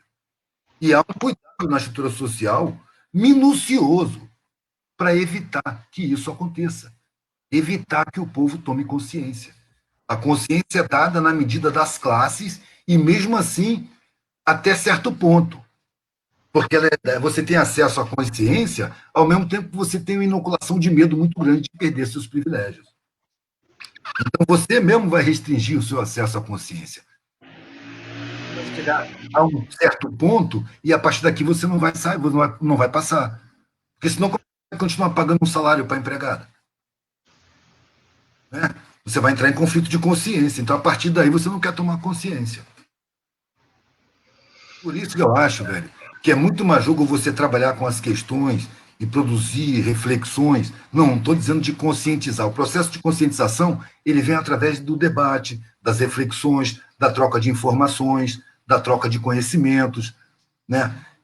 Você vai estimular a capacidade crítica. Você vai estimular a atividade de questionar, a atividade de debater as questões e de resolver coletivamente. Isso precisa ser resolvido, desenvolvido e praticado para que se desenvolva dentro da sociedade. Só que para o comando social, isso não interessa, mano. Não dá para confiar nas instituições, elas são infiltradas por esses interesses que sabotam todas as iniciativas que poderiam desembocar na aproximação de uma verdadeira democracia. Será que alguém pode acreditar, alguém minimamente informado, pode acreditar que não há produção de alimentos suficientes para matar a fome? Com certeza. Óbvio que tem. É uma falta de justiça, né, e de amor, não falta de alimentos, né, sem dúvida nenhuma. Por isso que, por mais que me indique ir para a política partidária, eu não vou, porque é o campo da falsidade. É um teatro. Ali não tem poder. Ali simula poderes. Ali não é o poder. Quando o PT foi eleito em 2003, a primeira coletiva que o PT deu, quem deu foi o porta-voz, foi o Zé Genuíno. Aí uma repórter dessas de empresa, pautada pelo editor, chegou e fez uma pergunta que o Dirceu deu uma resposta altamente que podia causar muita reflexão. Ela falou assim, agora que o PT chegou no poder, o Dirceu levantou o dedo e falou, no poder não, chegou no governo. Era a hora que o repórter falar assim, então quem é o poder? Se o governo não é o poder, o que é o poder? Mas a parte é pautada. Só mudou a palavra. Ele falou, no poder não, no governo. Falei, então, agora que o PT chegou no governo, e fez a pergunta que o editor dela mandou. Não o gancho. Ele separou claramente poder e governo. Chegou no poder, não. O que é o poder, mano? Então, se banqueiro não se candidata, se eu não escolho quem manda de verdade, eu não vou escolher os palhaços, as marionetes. Entendeu? Porque o presidente, o que é? É um capataz, velho. Um capataz de banqueiro, mega empresário internacional, do sistema financeiro, dos parasitas sociais. Agora, você pode ter um capataz legal que não gosta de torturar escravo, mas que está a serviço do patrão, que deixa entrar uma comidinha a mais, que bota abrigo para os escravos que estão sem abrigo, que deixa a professorinha dar umas aulas para os escravos. Aí o dono da fazenda não gosta disso. Os escravos não tem que ter professorinha, não tem que entrar na universidade, não tem que subir de nível de renda. Tira esse capataz bonachão, bota o capataz sádico. Foi esse que está agora. Mas quem botou ele? Porta-voz do poder da mídia, mano. Eles não têm só o poder econômico, eles têm o poder das comunicações. Essa reflexão é Educação. super importante, muito Eles têm importante uma mesmo. sociedade totalmente centrada nos interesses econômicos, financeiros, empresariais. E É, os é esse o poder, né? O segundo plano. econômico, o financeiro, sem É, dúvida. e a gente fica em segundo plano. Mas, Edu, nesse momento de eleição, né, por mais que existam distorções e problemas, é a oportunidade que a gente tem, não é a única, mas é uma oportunidade muito significativa da gente se manifestar, né, nas urnas, mostrando o quão estamos conscientes dessas mentiras e de buscar, pelo menos, eleger alguém ali que nos represente minimamente, né, ou pelo menos eleger o menos pior que seja, é melhor do que eleger aí o capataz que quer enforcar todo mundo, né? Mas, então, agora, nesse momento de eleição, você vai votar, você já tem candidato, você está se sentindo confortável para votar, ou está naquela eleição que você fala, putz, mas eu vou ter que escolher entre o ruim e o péssimo, ou tem alguém aí que traz algum alento para esse momento do voto? Ô, velho, eu não voto. Na verdade, como eu vejo a democracia como uma farsa, como marionetes, as forças sociais maiores estão escondidas nos bastidores, né? Eu não voto desde 89. Em 89 eu trabalhei na campanha. Trabalhei para 7 partidos. Eu nunca me filiei a nenhum. Né? O meu álibi, quando eu era pressionado para me filiar a algum, é que eu já sou filiado à minha consciência. E não abro mão dela e não vou nunca aderir a uma consciência coletiva. Seguir o ditame de um partido não é comigo. Mas eu participo com aqueles que coincidem com as minhas pretensões. Todos os que propõem justiça social, eu colo, entendeu? Então, naquela época, eu trabalhei para 7 partidos, todos da federação do Lula. O Lula tinha a barba preta e ele denunciava os bancos como grandes responsáveis pela dívida pública, que na época era dívida externa, que tomava metade do orçamento já então, hoje toma também metade do orçamento anual brasileiro é levado para as dívidas com os bancos e não diminui a dívida, só a rolagem, juros, e ano que vem é o mesmo montante, vai variando assim para enganar a gente, mas essa dívida era questionada, os bancos, o poder dos bancos era questionado, ele não foi eleito. Isso é inacreditável, realmente, a metade da riqueza do Ele país não e foi para eleito. pagar a dívida e, na verdade, até juros apenas da dívida, isso é inacreditável. Naquela eleição, eu percebi que a democracia é uma grande farsa. O sistema partidário é uma grande farsa. E decidi que não votaria mais. Naquela eleição eu votei. E o Lula perdeu. Na verdade, o Lula ganhou. Eu acho que o Lula ganhou. Mas ele foi roubado. Né? Por quê? Porque no jeito que ele estava ali, ele arrumou um conflito muito grande com os vigentes. Então ele não pôde ser eleito. Aí tentou a segunda vez, eu ainda fiz trabalhos na eleição para ele, só que eu não votei. Né? Partindo do seguinte princípio: no Estado, essa organização criminosa, de me obrigar a participar dessa farsa que é a democracia. E a campanha eleitoral é um desplante, velho. As mentiras são ofensivas, é tapa na cara. Essa campanha de pasta de dente, todo mundo cheio de dentes brancos, entendeu? Um monte O de cascalho, né? cheio É de o marqueteiro, é uma coisa aviltante. E no dia da eleição, se eu saio para a rua, nem saio para a rua, se eu saio para a rua, eu percebo que as pessoas não têm a menor noção do que está acontecendo. o que você falava antes, né? Das toneladas de cascalho para achar lá uma grama de ouro, Velho, é o né? carnaval da inconsciência, mano. Então O discernimento. eu não participo de eleição. Eu sou Edu, altamente político, o meu trabalho é altamente político e a minha política não é partidária. Não é perfeito. o poder dos cargos. Entendeu? Perfeito.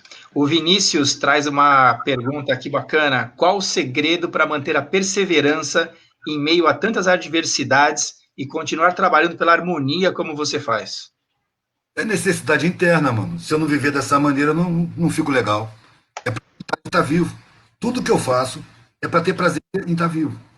Todo trabalho, toda a minha dedicação, toda a minha atenção é dada para eu ter prazer em estar vivo. Foi uma coisa que eu questionei lá na minha adolescência. Pô, eu tô querendo morrer, cara. Essa vida é uma porcaria. E aí eu resolvi que eu ia arrumar um jeito de gostar da vida. Eu quero gostar da minha vida.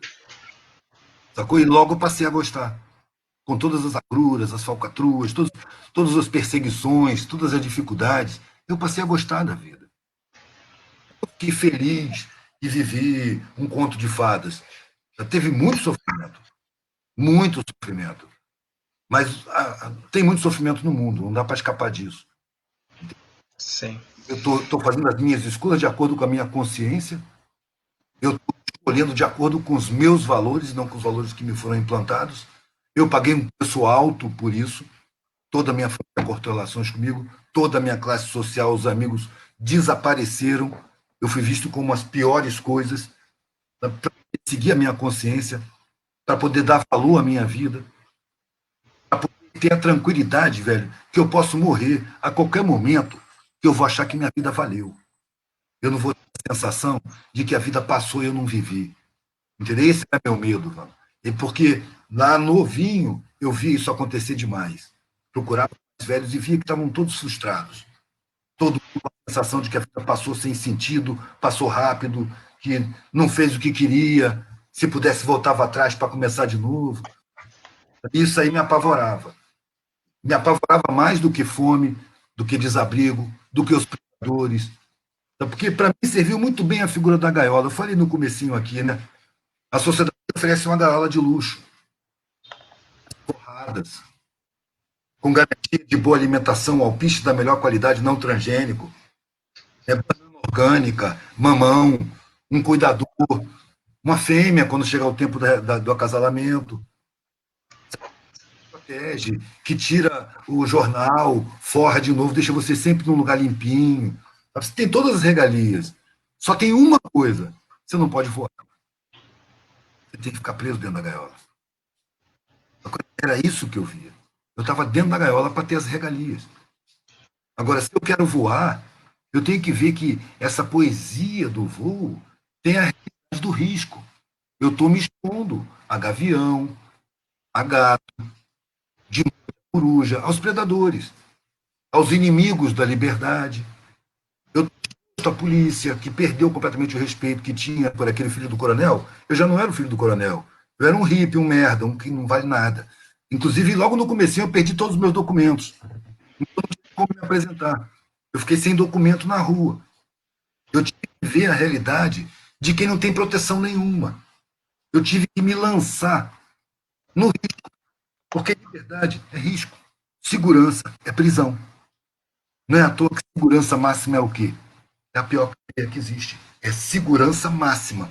Então, a sociedade te incute o medo para que você busque segurança. E na busca de segurança, você se deixa aprisionar. É isso aí. O meu pensamento foi muito claro, velho. Com plano de saúde ou sem plano de saúde, com segurança ou sem segurança, no fim da vida eu morro. É morrer e achar que a vida foi uma merda. Viva a liberdade das boas escolhas.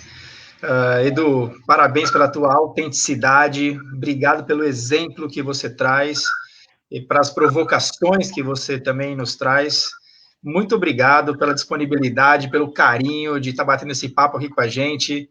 Cara, gratidão mesmo imensa. Votos aqui emanando da Baixada Santista aí para você. Que muita luz no teu caminho, que você continue nos inspirando. E, cara, muito obrigado mesmo. Um grande abraço. Deixo aí as considerações finais para você. Valeu, André. Eu que agradeço, mano. É sempre uma satisfação poder estar criando reflexões, né? Atraindo pessoas que já têm tendências de exceção, são pessoas que estão inconformadas, que estão angustiadas com esse modelo social, sabe? Então, para mim, eu tenho uma gratidão por qualquer espaço aberto onde eu possa ser útil, no sentido de questionar os valores que a sociedade nos apresenta, né? Eu não me sinto como um exemplo a ser seguido, entendeu? Eu me joguei num risco muito sério, profundo, verdadeiro. Eu tive filhos também sem plano de saúde que moraram no papelão. Meus filhos também foram colocados no risco. Então, eu não me sinto assim um exemplo a ser seguido. Mas com as atitudes que eu tomei e os pontos de vista que eu pude ter, me deram uma visão do mundo que pode ser útil para as pessoas refletirem no próprio mundo, entendeu? Então, qualquer proveito dessas experiências que eu passo, dessas vivências que eu tive, é um privilégio para mim. Tá? Eu agradeço também. Valeu? Qualquer proveito, eu agradeço. Valeu, Edu. Muito obrigado. Muito Valeu, obrigado André. mesmo. Vai ter Um grande... link aí depois? Como é que é? Vai ter um link aí depois para eu poder divulgar o papo? Vai ter sim, vai ter sim. Pela primeira vez eu estou fazendo aqui, transmitindo para o Facebook, então eu acho que eu vou ter que tirar do StreamYard mesmo, baixar aqui, gravar, e eu jogo no YouTube e eu te passo o link. Eu vou dar um jeito aqui, isso não se Tá perde massa. não. Te passo sim, te passo sim. Legal, legal. Tá bom? Valeu, meu irmão. Edu, muito obrigado. Se a gente puder também ser um canal aqui para qualquer uma dos teus trabalhos ou qualquer vontade aí de passar uma mensagem ou desenvolver mesmo algum trabalho, estamos à disposição. Mais uma vez, muito obrigado. E parabéns, parabéns sim, porque eu acho que esse caminho, que não é o mais fácil, é o caminho escolhido, não é? Eu acho que sim é inspirador e te agradeço muito por isso. E tem um monte de fãs aqui também te mandando um abraço e agradecendo essa tua disponibilidade, essa partilha aqui de experiências, Edu. Muito obrigado, um Valeu, grande valeu. abraço, uma ótima noite aí Obrigado, para ti. André. Grande Obrigado. abraço. Valeu. Valeu, obrigado a todo mundo. Abraço.